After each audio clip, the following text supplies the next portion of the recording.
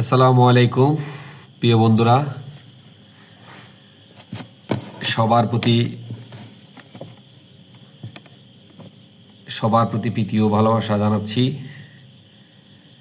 সত্যি বলতে গতকাল আমার জন্মদিন ছিল। আমার জন্মদিন উপলক্ষে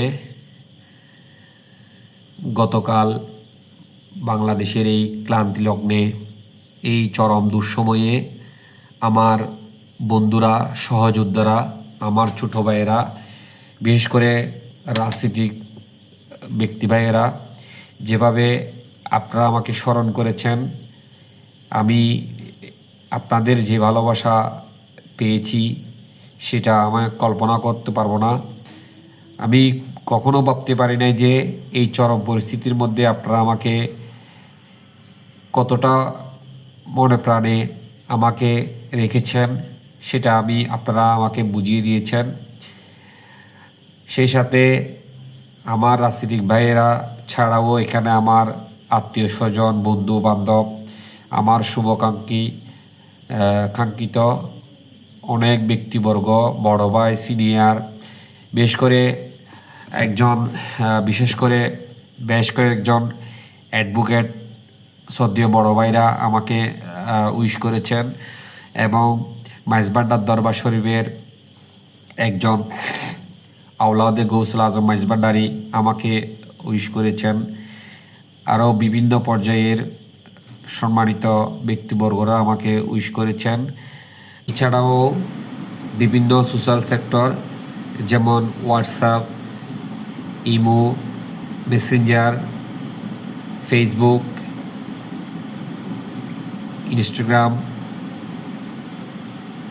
সহ বিভিন্ন সোশ্যাল মিডিয়ার মাধ্যমে অনেকে আমাকে ফোন করে উইশ করেছেন। আমি আসলে আমার অন্তরস্থল থেকে সবার প্রতি ভালোবাসা জানাচ্ছি। সবাই আমার জন্য দোয়া করবেন। আমার প্রত্যেকের জন্য আমি দোয়া করি, এবং আপনারা আমাকে আগামীতে এখন যেভাবে সহযোগিতা করেছেন, আগামীতে আরও সহযোগিতা করবেন, আমার পাশে থাকবেন, আমার পরিবারের পাশে থাকবেন। সর্বোপরি আমিও চেষ্টা করব আমার জীবনে যতটুকু মহান রব্বুল আলামিন হায়াত আমার রয়েছে আপনাদের পাশে থাকার জন্য। আমার সর্বোচ্চ দিয়ে আমি চেষ্টা করব আপনাদের সকলের পাশে। আপনারা জানেন যে দীর্ঘদিন আমি রাজনীতি করেছি।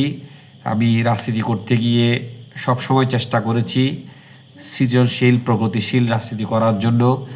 যদি আমি জানি না আমি কতটুকু কিভাবে কি করেছি, তবে আমার চলার পথে আমি যদি কারোর সাথে অন্যায় করে থাকি তাহলে আমাকে বলবেন। আমি আলহামদুলিল্লাহ আমি ক্ষমা চাইতে আমার কোনো আপত্তি নেই। সর্বোপরি আবারও বলবো, আপনাদেরকে আমার জন্য দোয়া করবেন, আমার ভুল ত্রুটি ক্ষমা দৃষ্টিতে দেখবেন। আমার জন্মদিন উপলক্ষে সবার প্রতি আবারও কৃতজ্ঞতা প্রকাশ করে ধন্যবাদ জানিয়ে এখানে রাখছি। ভালো থাকবেন, সুস্থ থাকবেন। দেখা হবে কোনো এক সময়। সালামু আলাইকুম।